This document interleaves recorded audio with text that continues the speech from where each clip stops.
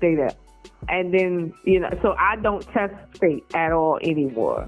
I just don't. I just try to fly straight, clean my wings every now and then, because it's dusty up here in the sky sometimes. But huh? Do you believe in coincidence? No. On a surface level, there is that colloquial conversation, right? Like, oh, it's just coincidentally I was over there and I seen this person. However, in reality, there's no such thing as a coincidence. Like, from a physical standpoint, there's no such thing. How do you define coincidence? Events that happen with no intent behind them, meaning that it's like a lottery, like, just by happen chance. Things are just happening with no aim and direction from a conscious standpoint. For me, every instance of time is something that's consciously being created, whether by you or by what some people would say is the super consciousness or God conscious, right? Every single thing is happening because something is willing it to happen or to do, or an action taken through consciousness. Everything from the slowest rock sitting someplace to the fastest atom, it's all happening by someone making it happen. So there's no such thing as what happened chance. Like, it's no. I can't argue that from let's say a physiological standpoint, or a non-physical standpoint. I can't argue that.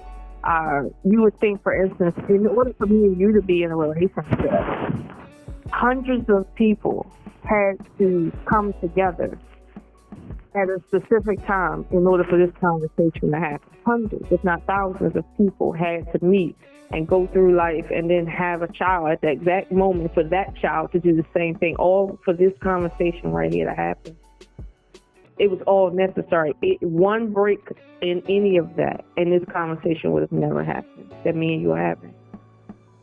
So, I look at life from a broader perspective, in terms of, what is meant to be. I don't think in terms of the future, I'll say this, let me back up. I do believe that there is such a thing as free will, but free will doesn't define the fact, like, let's say, coincidence. Like, you have free will, sure. However, let's say in a more spookier sense, you've lived this life 633,000 times. You do have free will, which is why you've lived this life 633,000 times. You've been through this life, and you've just been going through the same lessons that long because you have free will. So and that is on purpose. Like, like, that's not like something that just happenstance. Like, the universe is not set up the way it's set up by happenstance. Like, it's something that is there based on rule and law, and it's measured too. So in different dimensions as well. So I'll say one of the moments that created, like, let's say, got my vision of time, space, and the continuum of what is reality is in the movie that I mentioned to you before. It's called Dark. I think it's German, but it's English recorded. Where at some point in the series, we thought we were moving through time back and forward. And then we realized at a moment's instant, now we're going to move up and down, not just backwards and forwards. We're going to move up and down, and in terms of dimensions. And there's different timelines on different dimensions now. And that just blew me away. Like, I remember when I saw it, I was like, that's what I've been thinking about. That's what I've been seeing for a long time, where I don't see things in just a linear standpoint. I see circles of time, wheels in wheels, on top of wheels. So like time moves in a circle, but at the same time, reality is not one time moving in a circle. It's different times moving in different circles in different directions. And so,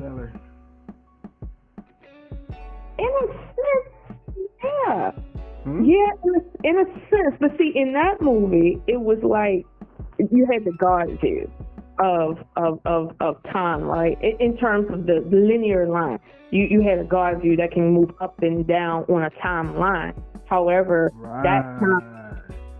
that timeline was something that you could see from a third perspective, which is weird, right? But that's a lot right there, to see time from a third perspective. It's hard to explain that, but I think the imagery in Interstellar did a wonderful job of that, like wonderful job of that. So in a way that we can understand, because humans tend to need imagery of ourselves, so we can understand complex ideas that aren't necessarily human. Like time is not a human thing, right? It's like time is time. But when we see ourselves in imagery to represent time, it helps us understand. So I do like how that they did that there.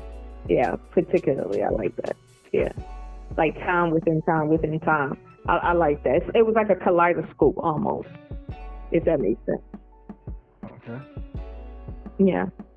So yeah, I don't believe in coincidences at all. And even that film lets you know that something as subtle as dust falling a certain way is falling that way for a reason, whether you know it or not. Like even the dust being settled is there on purpose. So, and that's one of the most non-thought about things on this planet, where dust settles. So hold on. So if you have free will, right? But you feel like this conversation had to happen, then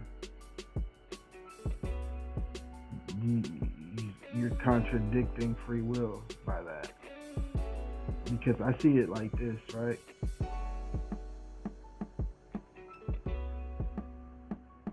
It's already written, right?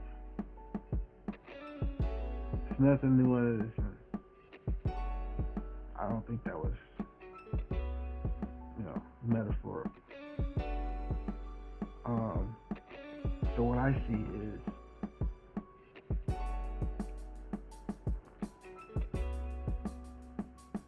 someone call them parallel timelines, but the reality is that whatever timeline you're looking at, whether it's Interstellar or any other view,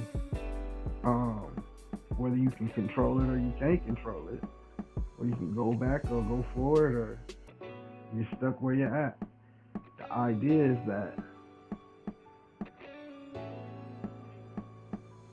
like Final Destination, even if you by your free will change the way a thing looks, you're not changing what's happening. What's happening is the framework. What you can change is whether you're wearing a blue shirt or a red shirt when you die. I see what you're saying. You know what I'm saying? Yeah, I see what you're saying, definitely. But let me put the caveat on what you're saying. Free will just simply means nothing is forcing you to do a thing. That's all that means. It doesn't negate the physicality of the universe, in that it is consciousness itself. So you are a subconscious within a consciousness. And it doesn't mean something's forcing you to be conscious per se. It doesn't mean that it's not wired, but your wiring is not a thing that forces you. That's not a correct way to think about that. So when I say, well, everything is meant, right? In some sense, maybe it might be better to say things are meant to happen, right? But you have free will in terms of how you respond to them, but all events are meant to happen. But how you view them and how you move through your inner world is your free will. Like you used to tell me, you can only control you, and you see what I'm saying? So if the only thing you can control is you, and by you I mean the true you, your inner self, your inner world, not the outer world, then you do have free will. Nothing's forcing you to be sad. Nothing's forcing you to be happy. Nothing's forcing you to see anything any particular way. However, that's the beauty of things. You see, like if everything was just haphazard, then that would be catastrophic. That would be sad. That there's no meaning behind what happens to you and why. However, free will, I think, is the key to the door. Like the door is it has its function, but that hole, that empty hole, is the linchpin of it. Like without a hole for a key, a door is of no use. A structured door is of no use. So I think that hole represents our free will within the door of, reality that is on purpose. So yeah, that hole got control, man. Had control since the beginning, man. God made y'all, dug that hole out, and we fell in that motherfucker. You see now, there you go. There you go. Well, yes, unfortunately, we can see it that way. I don't want to see it that way because of you. But no, we can see it that way. That is true. But I think it's like a necessary positive for a thing, or a necessary evil, or like the yin and the yang, for a thing to be, like the white with the black dot and vice versa. Like